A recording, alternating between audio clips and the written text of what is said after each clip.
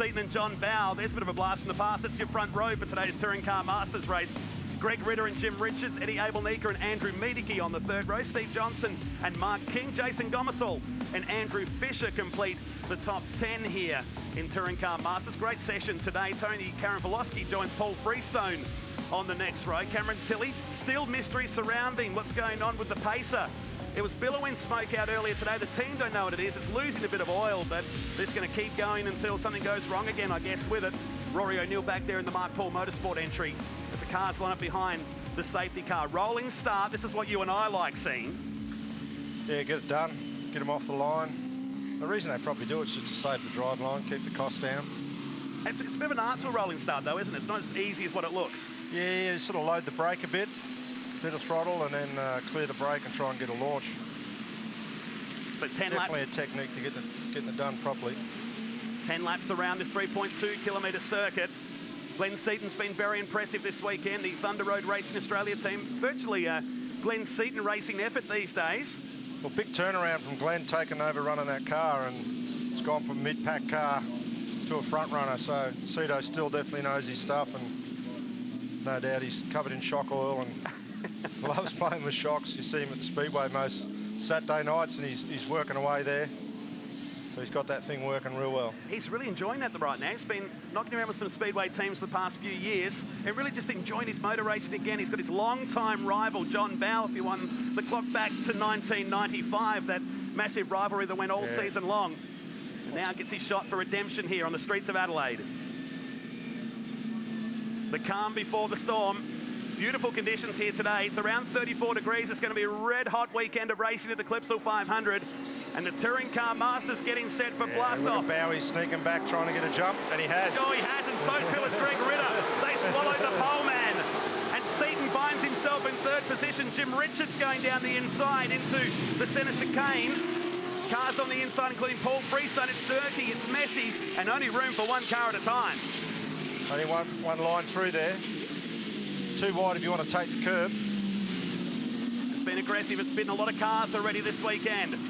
Up to turn number 4. There's a bit of desperation stuff out there. It's only lap 1. This is Cameron Tilley. That's on board the pacer, so they've topped up the oil and decided to just let it run. We saw this morning about 2 or 3 laps before it started to blow smoke again. There is Jim Richards in the Javelin coming out of Hutt Street and down Bartels Road. First to 10 laps around Adelaide today. So Ritter looking racy in the Monza. Past the wall cam. Jumped in his car at Phillip Island last year. Tony Hunter still looks after it. And Ritter, who had a lot of backless starts, has found a very good home here in Touring Car Masters as Abelnika pulls out for a pass down the bottom. There's Freestone. Had a moment with Greg Keane earlier today. Yeah, nice move. Underneath him, cleared him there. Down the backside of the circuit they come, so it's settled. Bow, Ritter, Seaton, Richards, Abelnika, Freestone in 6th, then Johnson, King, Fisher, and Mad Andy back in 10th position. Ritter just locking up a right front, really pushing hard. What do you think of Junior Johnson's car this weekend? Yeah, it's cool. Like, I'm a big Pete Gagan fan, so good friends with Michael Gagan, his son. We grew up together and did a lot of Formula Ford racing together, so cool to see that livery out there. Very late call on that deal happening only in the past couple of weeks. We're not going to see Mustang Sally this weekend. He runs behind Freestone. Looks a bit soft in the rear. To the chicane they go. Up to the top, this young Adam Garwood up there. Car 12, he goes back behind Miedeke. On board with the pacer again. So far, touch wood, it's holding on down here. Into turn 5, the staircase. Second gear all through here. It's just howling that 6-cylinder, isn't it? Now, this is the start. Here's the jump, and we've got a green. You picked this, didn't you? Well, I can see Bowie setting him up. And Cito's just been caught napping. I've waved the green flag, and let's have a look. Yeah, she's waving, she's on. Pinpoint perfection for Ritter and Bow. They go around the pole man, and Bow let us down into turn 1. It's on board with Cam Tilley. And it was go time for him. Green lights are on as well, so green means go. Cars using the dirty side of the racetrack. This is what it looked like down in turn 1. Was that almost 3 wide? We're definitely 2 wide. Yeah, it's 3 wide there with Mark King. Gets crossed up. Bit of rally cross over the curb. They were much bigger back in the Grand Prix days here, weren't they? They're still big. Still big. Here they come again. This is back in the field as Johnson pulls out behind Freestone. See what he can do here. Get a run, but just hasn't got the straight line handling. Lap 3, there's your leaderboard bow. Currently leading. Here we Challenge go. the lead, and Ritter up the inside. gets the job done up there at the top, so Ritter takes the lead. One would think he might be able to drive away here. We'll find out about four corners away. Oh, Karen Filosky off the track down here in the centre chicane. Has he kept it off the wall? He's dug up the grass. He's got the steering wheel off, so that's not cool. Certainly not going to help him turn the car around anyway. Waiting for the traffic to clear, and this might bring out the safety car. Just as Ritter takes the lead. We'll get a safety car here. Can you imagine if there was a speedway rule? He'd have to give the place back. Yeah, he would. It's not going to happen. We're not going back a lap, and Ritter's got it done just in time. What a shame. Shouldn't take long to clean up. They can just drag that up Wakefield Terrace there and out of the way, so... There's even a hole just at the wall there to the right-hand side, an access road that brings out the side. He clipped the tyre wall. Right front off it. Oh, a bit bigger than what we expected. That's all you need to do. That tyre wall's there for a reason. Here we go, left front, sorry. On the tyre bundle. That's just broken a tyre rod.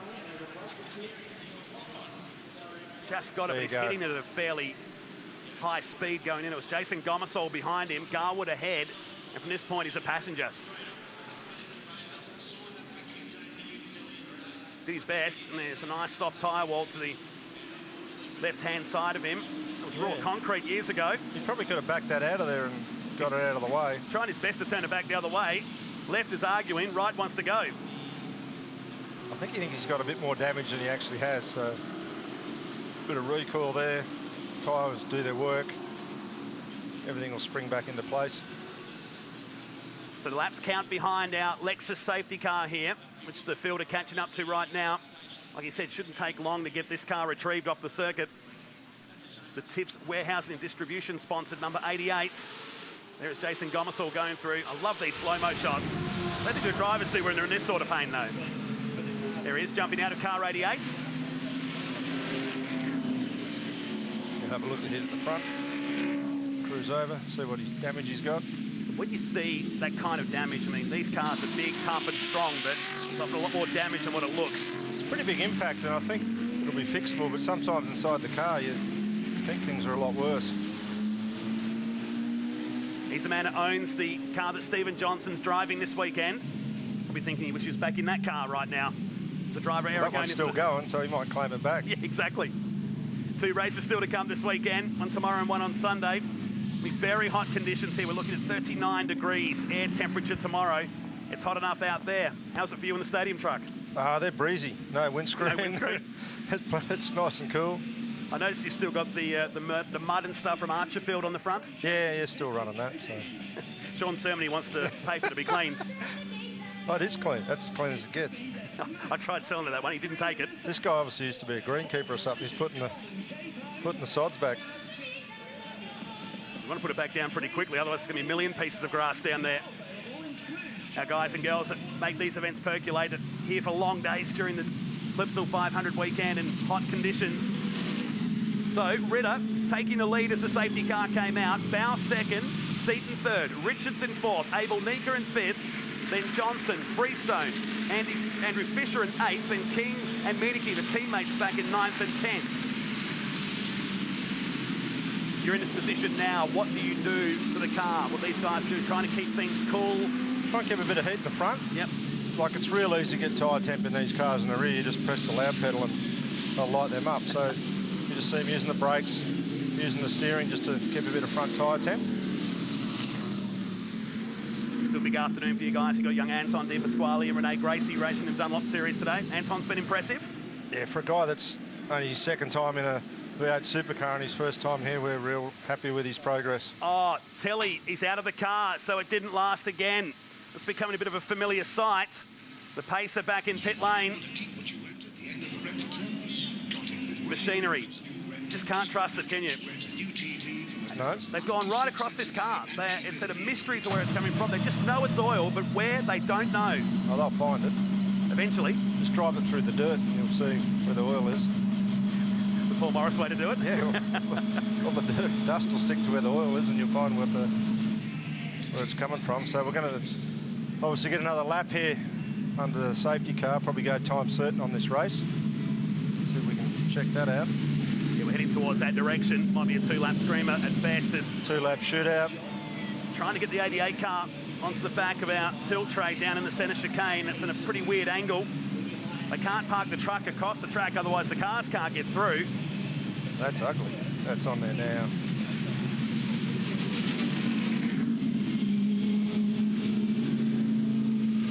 I'll have to skull drag that thing up on there, so...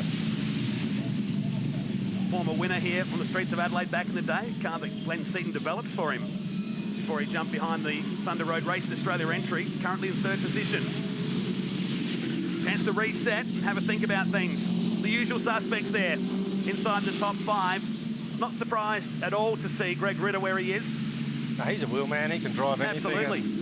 And the drives he used to do at Bathurst, like he didn't run last year, but he'd do nothing. He's a plasterer during the day and he'd turn up and switch on and just do an awesome job. So it's cool to see him back out doing some racing. It's a tough world, Australian motorsport now. I mean, he was one of the young up-and-coming stars in the late 90s and early 2000s and just couldn't really land a full-time drive. He had that stint with the Factory Ford team briefly, but really became the king of co-drivers.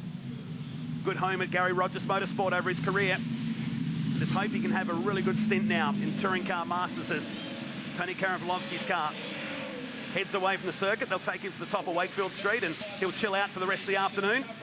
And lots of work to do for that team. Oh, that's a lot of damage now looking at it from that point of view. Yeah, it's not real flash, is it? Looks like he's got King Springs on the front of it there, Yellow Springs, so King's been looking after him.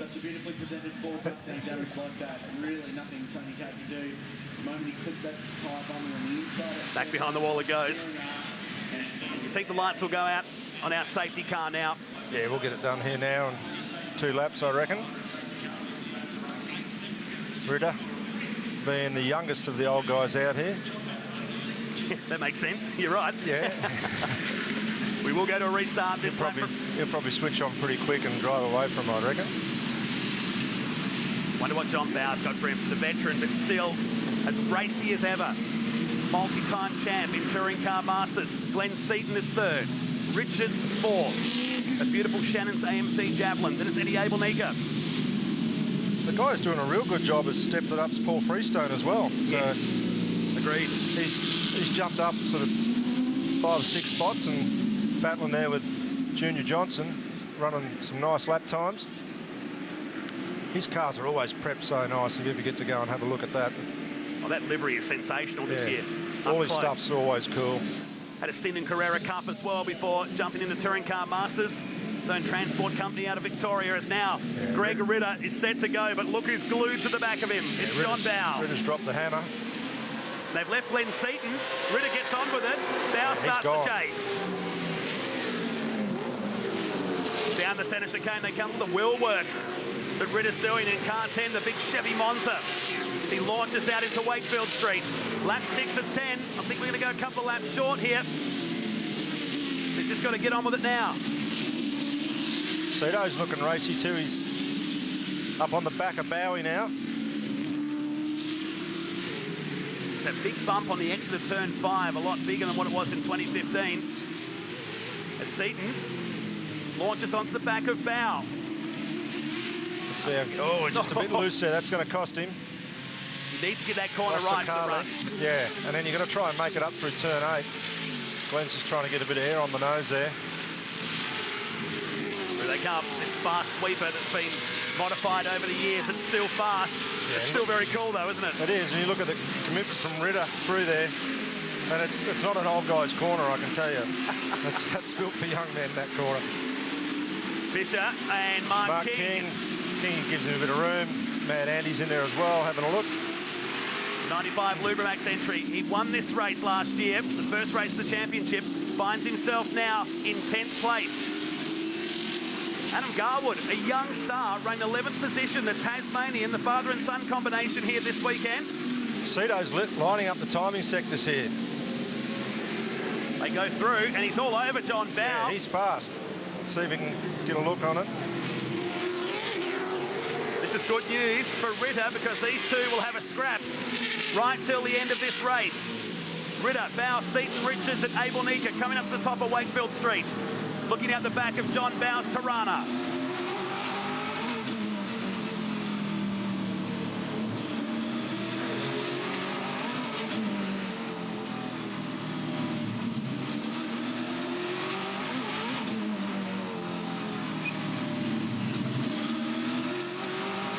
It's all important run onto the back straight here, and you can see Bowie just gets the power down a little bit more than Cedo and just pulls that 1 or 2 car lengths.